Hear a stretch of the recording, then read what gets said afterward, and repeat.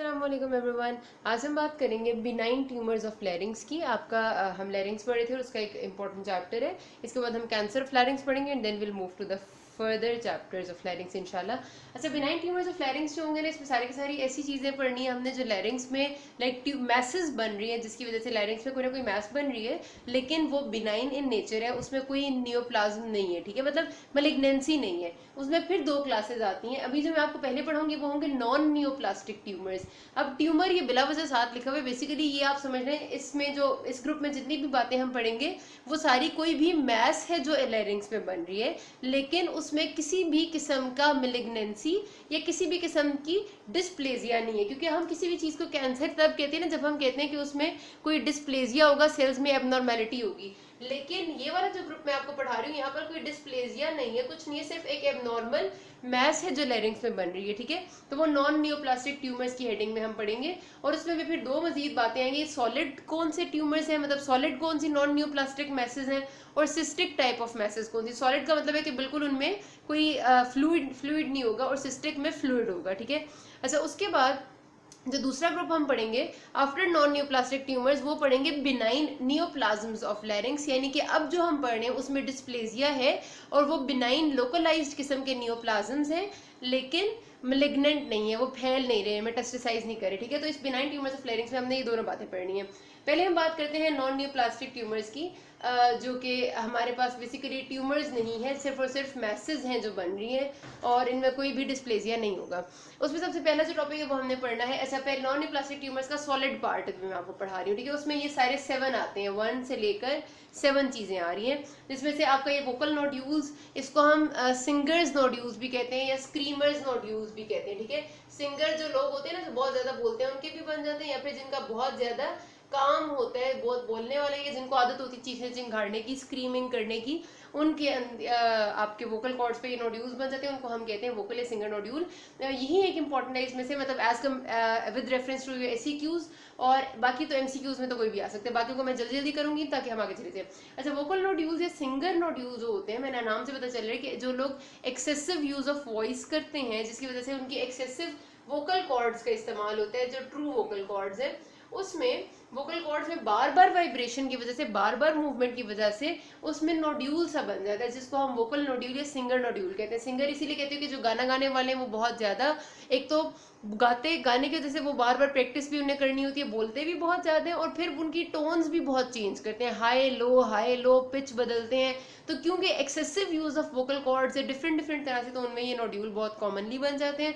उसके अलावा टीचर्स होंगे, एक्टर्स हो गए, जो कि बोलने के ज्यादा बिजनेस रखते हैं, उन लोगों में ये बनना बहुत कॉमन है, खासतौर पे जो ऊंचा बोलने का काम होता है। ठीक है, जैसे टीचर्स ऊंचा बोलते हैं, उनमें लोकेशन इनकी होती है, जो आपका ट्रू वोकल कॉर्ड्स है ना, अगर ऐसे करके आपके ट्रू वोकल कॉर्ड्स होते हैं ना, आपने देखी हुई है पिक्चर, ऐसे करके बनी हुई होती है, और ये वोकल कॉर्ड्स बने हुए होते हैं, ये उनका एंटीरियर एंड होते हैं, ये उनका पोस्टीरियर एंड होता है, और पोस्टीरियरली वो कहाँ जाके जुड़ते हैं, एरिटेनॉइड कार्टिलेज के वोकल प्रोसेस पे। मैंने आपको बताया था ना, एरिटेनॉइड कार्टिलेज ऐसे टेढ़ा सा ट्रायंगुलर सा होता है, और उसका एक वोकल प्रोसेस होता है और एक मस्कुलर प्रोसेस होता है। तो वोकल प्रोसेस ऑफ एरिटेनॉइड कार्टिलेज के साथ ये वाला दोनों एंड वोकल कॉर्ड्स के जुड़ जाते हैं। ठीक है, अच्छा, तो हमारे पास जो वोकल कॉर्ड्स का एंटीरियर आप समझने के 2/3 and posterior, sorry anterior 1/3 and posterior 2/3, यानी कि एंटीरियर 1/3 और पोस्टीरियर 2/3, अगर आप इसको 3 हिस्सों में डिवाइड करेंगे तो ये वाला जो हिस्सा है ना, यहाँ पर मोस्ट कॉमनली बनते हैं आपके वोकल नोड्यूल्स, क्योंकि ये वाले हिस्से में मैक्सिमम वाइब्रेशन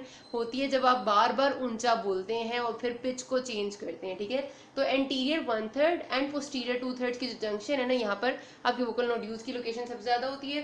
कॉज मैंने आपको बता दिया, क्योंकि वॉइस बार बार चेंज हो रही है, वाइब्रेशन बहुत ज्यादा हो रही है, इस वजह से इनकी ये बन जाते हैं। ठीक है, अच्छा, पैथोजेनेसिस क्या होती है, लाइक वजह क्या बनती है। आपको वोकल कॉर्ड्स का मैंने एक दफा स्ट्रक्चर की डायग्राम भी दिखाई थी, मैं दोबारा से जरा सा बता देती हूँ। जो आपके ट्रू वोकल कॉर्ड्स हैं, इनमें सबसे बाहर हमारे पास बेसमेंट एपिथेलियम है, उसके बाद बेसमेंट मेम्ब्रेन है। ठीक है, बेसमेंट मेम्ब्रेन के बाद उसमें हमारे पास लेमिना प्रोप्रिया है, और जो लेमिना प्रोप्रिया उसको हम कहते हैं रेंकी स्पेस। ठीक है, लेमिना प्रोप्रिया का नाम है रेंकी स्पेस, और फिर दूसरा लेमिना प्रोप्रिया, और उसके बाद हमारा मसल आ जाता है। ये आपका वोकल कॉर्ड का एक जनरल सा स्ट्रक्चर होता है। तो वोकल कॉर्ड में बार बार वाइब्रेशन होती है, इसको बार बार एपिथेलियम को आके और इस सारी चीजों को कोई हिला रहा है, हिलाने से क्या होता है कि जो लेमिना प्रोप्रिया या रेंकी स्पेस में वेसल्स है ना, उनमें वेसल्स फट जाती हैं। ठीक है, आखिरकार क्योंकि बहुत ज़्यादा ट्रॉमा मिल रहा है, बहुत ज़्यादा वाइब्रेशन हो रही है, तो वेसल्स क्या होती हैं, उनमें हेमरेज शुरू हो जाते हैं, फट सी जाती हैं। जब वेसल्स में हेमरेज शुरू होता है तो जाहिर है यहाँ पर एकदम से इन्फ्लेमेटरी मीडिएटर्स आ जाएंगे सारे के सारे, ताकि वो उस हेमरेज को रोकें, वेसल्स की ब्लीडिंग को रोकें।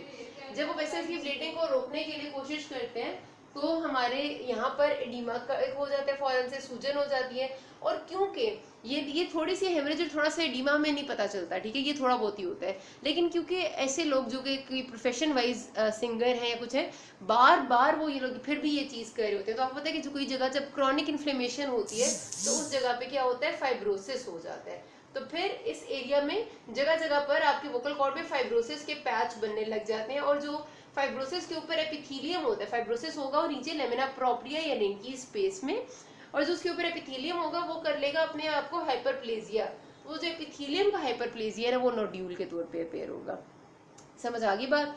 बार बार वाइब्रेशन हो रही है, उसकी वजह से वेसल्स जो लेमिना प्रोप्रिया या रेंकी स्पेस में है, दोनों एक ही बात है, हेमरेज हो जाती है, रिजल्ट में एडीमा होता है। ये जब मुसलसल होती है तो फाइब्रोसिस हो जाता है, और ऊपर वाले एपिथेलियम अपने आप को हाइपरप्लेजिया यानी increase in number of cells हो जाते हैं, बिकॉज अंदर नीचे फाइब्रोसिस हो गया, सख्ती आ गई है, तो this causes the appearance of nodules. ठीक है, this is the pathogenesis. Patient present करेगा जाहिर है होर्सनेस ऑफ वॉइस के साथ, डिफिकल्टी इन स्पीचिंग, हो सकता है नेक भी हो, और क्या कहेगा कि बहुत जल्दी बोलते बोलते थक जाता हूँ, गले में दर्द शुरू हो जाता है। और ट्रीटमेंट में क्या है, शुरू में तो आप अगर बहुत कोई ज़्यादा मसला नहीं है तो आप उसको कंजर्वेटिवली ट्रीट करते हैं और पेशेंट को गाइड करते हैं, काउंसिल करते हैं कि भाई अपनी आवाज़ को इतना इतना इस्तेमाल ना करे, किसी ध्यान से करे और सब कुछ। लेकिन अगर बहुत ज़्यादा पेशेंट को प्रॉब्लम दे रहे हैं तो फिर हमें सर्जिकली उसको रिमूव करना पड़ता है। यहाँ पर हो गया आपके वोकल नोड्यूल्स खत्म। ठीक है, इनको आपने अच्छे से करना है, ये आपके एमसीक्यू में आता है, और ये हेडिंग्स भी मैंने बना दी है, इन हेडिंग्स के हिसाब से आपने लिख देना है। फिर आता है वोकल पॉलिप। वोकल पॉलिप नाम से पता चल रहा है कि वोकल कॉर्ड्स में ही उसी तरह का कोई छोटा सा पॉलिप अपेयर हो जाए। मैंने आपको पहले बताया था पॉलिप हमेशा हम तब कहेंगे जब जो भी चीज़ अपेयर होगी, जो मैस बनेगी, उसकी एक छोटी सी स्टॉक होगी। ठीक है, आगे से गोल होना चाहिए, पीछे से छोटी सी स्टॉक लाजमी होनी चाहिए, तो वो पॉलिप होगा। अब स्टॉक पे भी डिपेंड करता है, मैंने आपको पहले भी बताया था कि स्टॉक इतनी लंबी भी हो सकती है और स्टॉक इतनी सी भी हो सकती है। जिसकी स्टॉक बिल्कुल छोटी सी होती है वो ज़्यादा हिल नहीं सकता पॉलिप, उसको सिसाइल पॉलिप कहते हैं, और जिसकी लंबी होती है वो हिलता रहता है, उसको हम कहते हैं पेडंकुलेटेड पॉलिप।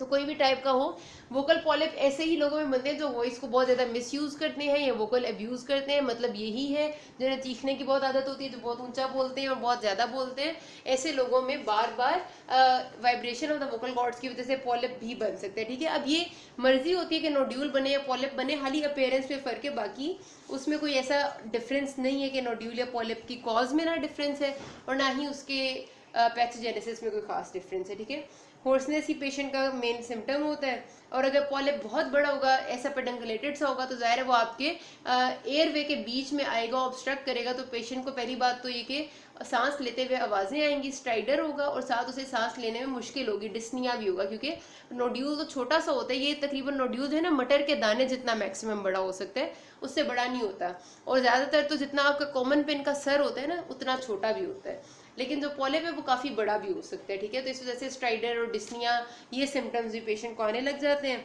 और फिर हमें इसको जो है ना वो पेशेंट को काउंसिल भी ज़रूर करना होता है और इसको सर्जिकली निकाल देना होता है जो वोकल पॉलिप है आपका। फिर रेंकीज एडीमा। रेंकीज एडीमा का मतलब है कि अगर आपका यहाँ पर मैंने आपको शुरू में क्या बताया था कि सबसे पहले हो रहा है हेमरेज ऑफ द वेसल्स, और जो कि है रेंकी स्पेस में, और एडीमा।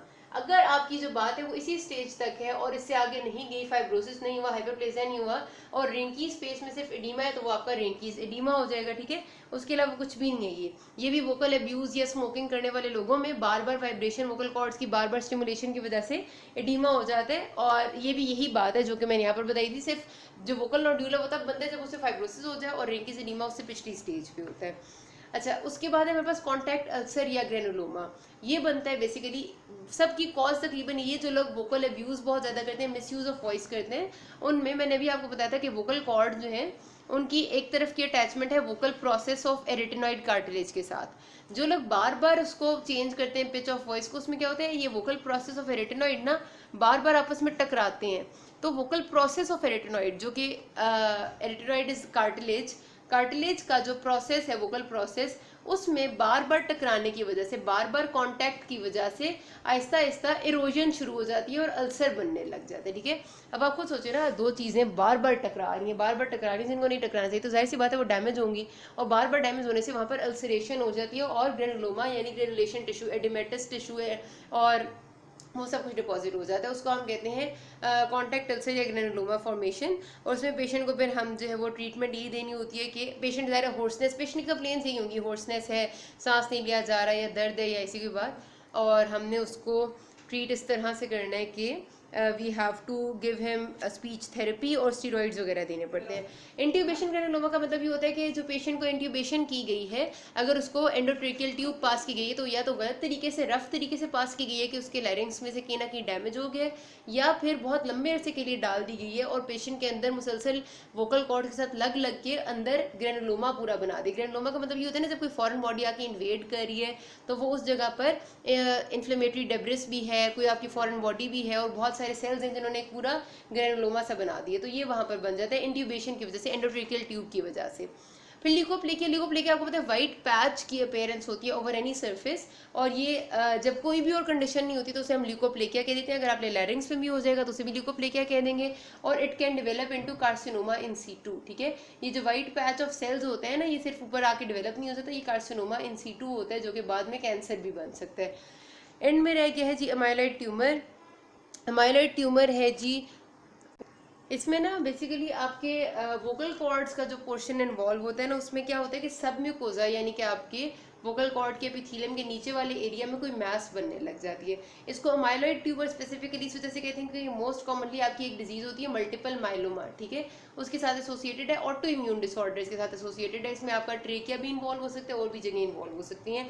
तो इसमें ये है कि पेशेंट होर्सनेस के साथ ही प्रेजेंट करता है, और आपने बायोप्सी करते हैं तो आपको समझ आती है कि यार ये तो मैस जो है अजीबो गरीब सी है, और फिर मल्टीपल माइलोमा के कैरेक्टरिस्टिक्स पेशेंट में मिलते हैं, and then you go for that treatment. इसको आपने वोकल कॉर्ड्स में जो मैस है उसे सिर्फ आपने सर्जिकली रिमूव कर देना और ट्रीट करना है जो भी कॉज होगी।